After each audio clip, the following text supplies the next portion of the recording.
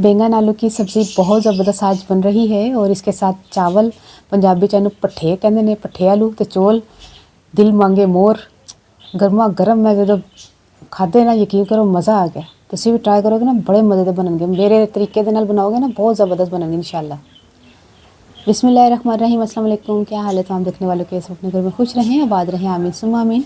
आज हम बैंगन आलू बना रहे हैं, जिसके लिए हमने आधा कप ऑयल और लहसुन जो है मैंने थोड़ा सा लिया, 3 से 4 जवे इसको कूट के डालना है।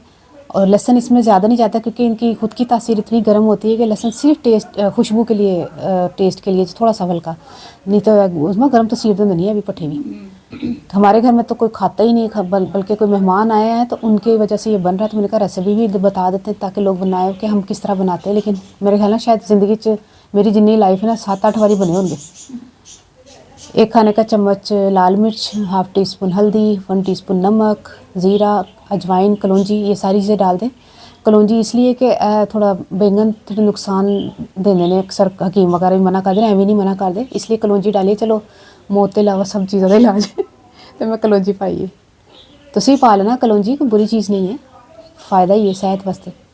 बैंगन मैंने छील लिए थे, छिलका उतार लिया था। काले काले छिलके वाले मैंने अजीब जला देने। आलू मैंने 2 अदद लिए, इसको लंबा लंबा काट लिया। छिलका लाजमी उतार लीजिएगा बैंगन का, बैंगन छिलके समेत बड़े ही अजीब से कड़वे कड़वे बनते हैं। हांडी भी काली पूत पकदी है, छिलका अलग ही लथ रहे होंगे। टमाटर मैंने 2 तकरीबन बड़े साइज़ के डाल दिए थे, अगर छोटे तो 3-4 डाल दें। तो उस तरह मसाला जैसे नॉर्मली हम सब्जियों का मसाला बनाते हैं वैसे ही बनाना है ना, जितना मर्जी बना लो, है तो बैंगन ही है ना। तो रेसिपी को इसी तरह फॉलो करें। अगर किसी को बैंगन पसंद है तो वो इसी तरह बनाए तो उनको बहुत अच्छे लगेंगे। और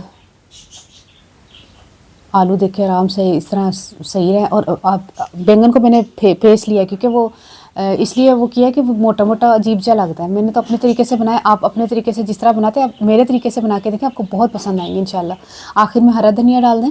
उनमें पंजाबी च कि पट्ठे में 3 पा लहसुन ते आलू में 2 अदद लहसुन ते तड़का लगा तेल दा ते लहसुन दा थोड़ा सा, वो भी क्योंकि अभी खुद ही यानी ग्रेवी मतलब घुल जाते हैं कि मसाला बन जाता है कि मसाले की जरूरत नहीं होती।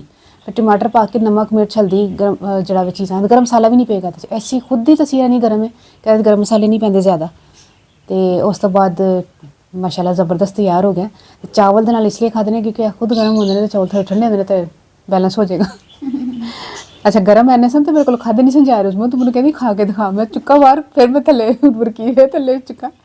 तो ट्राई करके मंजूर दसना तो रेसिपी कैसी लगी, अपनी नाजू याद रखना। अल्लाह हाफिज़।